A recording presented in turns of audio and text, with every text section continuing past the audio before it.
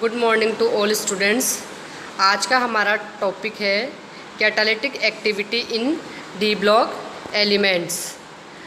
तो संक्रमण धातुओं का एक और अत्यंत महत्वपूर्ण गुण है इनकी कैटालिटिक एक्टिविटी।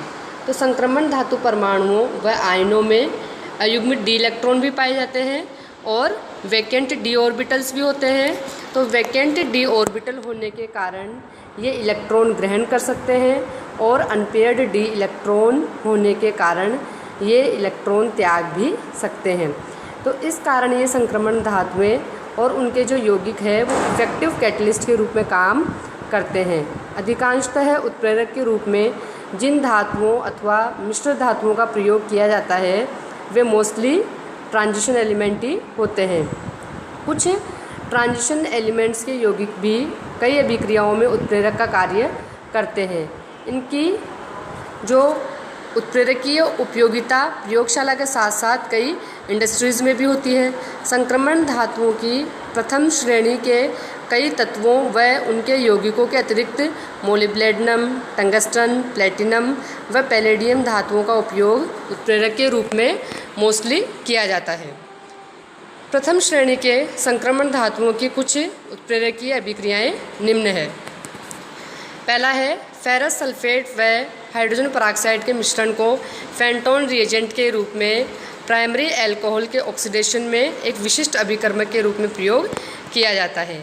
इस अभिकर्मक से प्राइमरी अल्कोहलों का ऑक्सीडेशन एल्डिहाइड्स में होता है, एसिड में नहीं। यानी कि प्राइमरी अल्कोहल जो है वो फेरस सल्फेट और हाइड्रोजन पेरोक्साइड के प्रेजेंस में एल्डिहाइड देते हैं। सेकंड जो है कैटलिस्ट मैग्नीज एसीटेट की उपस्थिति में एल्डिहाइड ऑक्सीजन के साथ में ऑक्सीडाइज होकर कार्बोक्सिलिक एसिड बनाते हैं। थर्ड जो है आपके कैटालिटिक एक्टिविटी में आयरन तथा मोलिब्डेनम जो कैटलिस्ट का उपयोग है उसका उपयोग अमोनिया बनाने में हेबर विधि में इसका उपयोग किया जाता है। चौथा जो है कैटालिटिक एक्टिविटी में कॉपर व वेनेडियम उत्प्रेरक को ऑक्सीडेशन अभिक्रियाओं में उपयोग किया जाता है। नायलॉन 66 के सिंथेसिस में प्रयुक्त किए जाने वाले एडिपिक एसिड के निर्माण के लिए साइक्लोहेक्सेनोल व साइक्लोहेक्सेनोन के मिश्रण को कॉपर तथा वेनेडियम उत्प्रेरक की उपस्थिति में ऑक्सीडाइज करवाया जाता है। यानी कि साइक्लोहेक्सेनोल और साइक्लोहेक्सेनोन को ऑक्सीडाइज करवाया जाएगा कॉपर और वेनेडियम उत्प्रेरक की उपस्थिति में, तो एडिपिक एसिड का निर्माण होगा। और ये एडिपिक एसिड जो है वो नायलॉन 66 के संश्लेषण में प्रयुक्त किया जाता है। कॉन्टैक्ट प्रोसेस के द्वारा जब H2SO4 यानी कि सल्फ्यूरिक एसिड का निर्माण किया जाता है तो उसमें वेनेडियम पेंटाऑक्साइड का उपयोग सल्फर डाइऑक्साइड को ऑक्सीडाइज करने में किया जाता है, जिससे सल्फर ट्राइऑक्साइड मिलता है। छठा जो रिएक्शन है राने निकल कई अपचयन अभिक्रियाओं में यानी कि रिडक्शन अभिक्रियाओं में प्रयुक्त किया जाता है। फॉर एग्जांपल एडिपोनाइट्राइल का जब रिडक्शन करवाया जाता है राने निकल के द्वारा तो हेक्सामेथिलीन डायमीन प्राप्त होता है। इसके अतिरिक्त जो फाइनली डिवाइडेड निकल का उत्प्रेरक के रूप में उपयोग कार्बन कार्बन डबल बॉन्ड के हाइड्रोजनेशन के लिए किया जाता है। और ये बहुत इंपॉर्टेंट रिएक्शन है क्योंकि इस रिएक्शन का उपयोग हमारे दैनिक जीवन में काम आने वाले वनस्पति घी के निर्माण में भी किया जाता है। क्या होता है कि वनस्पति तेलों में असंतृप्त अम्लों के ग्लिसरॉल ट्राइएस्टर होते हैं। यदि इन असंतृप्त श्रृंखलाओं का हाइड्रोजनेशन द्वारा सैचुरेशन कर दिया जाए तो वे ठोस वनस्पति घी का निर्माण करते हैं।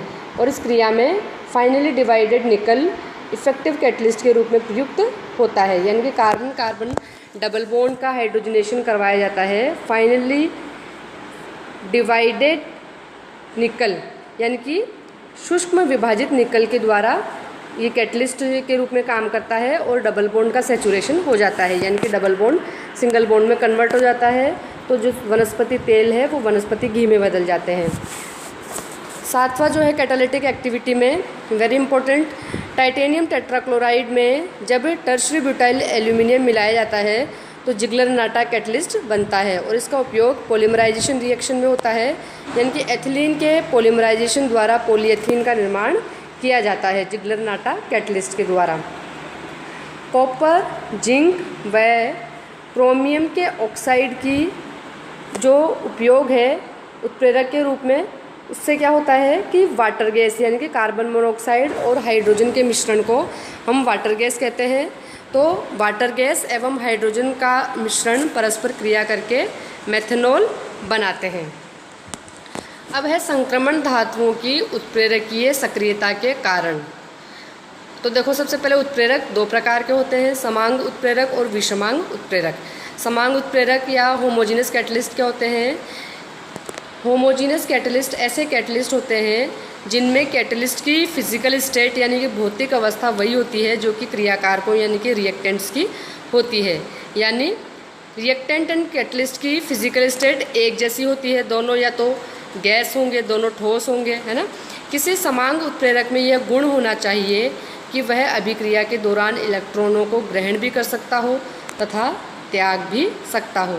संक्रमण धातु चूँकि वेरिएबल ऑक्सीडेशन स्टेट शो करते हैं, अतः इनके लवणों व संकुलों में इलेक्ट्रॉनों को ग्रहण करने के साथ साथ त्यागने की भी शक्ति पाई जाती है।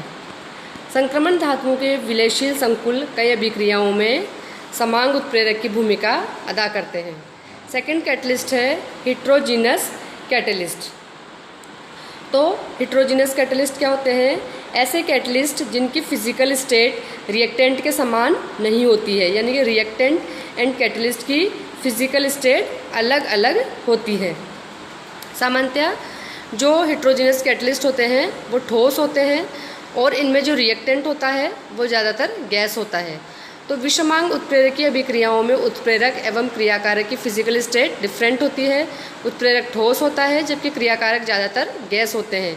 इनमें उत्प्रेरकों का कार्य क्या है कि ये क्रियाकारकों को सरफेस प्रोवाइड करवाते हैं। क्रियाकारक जो है वो कैटलिस्ट की सरफेस पर एड्जॉर्ब यानी कि अधिशोषित हो जाते हैं और सक्रियत होते हैं यानी कि एक्टिवेट हो जाते हैं और इस प्रकार से आसानी से अभिक्रिया कर लेते हैं।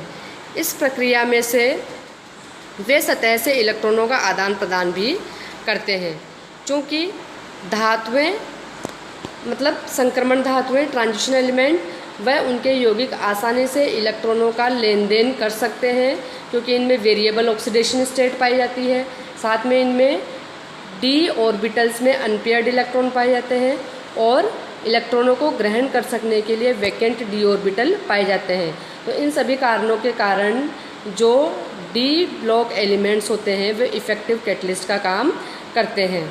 ठीक है, यानी कि परिवर्तनशील संयोजकता, इलेक्ट्रॉन ग्रहण कर सकने और त्याग सकने की प्रवृत्ति के कारण संक्रमण धातुएं समांग तथा विषमांग दोनों प्रकार के उत्प्रेरकों का कार्य करते हैं। ओके।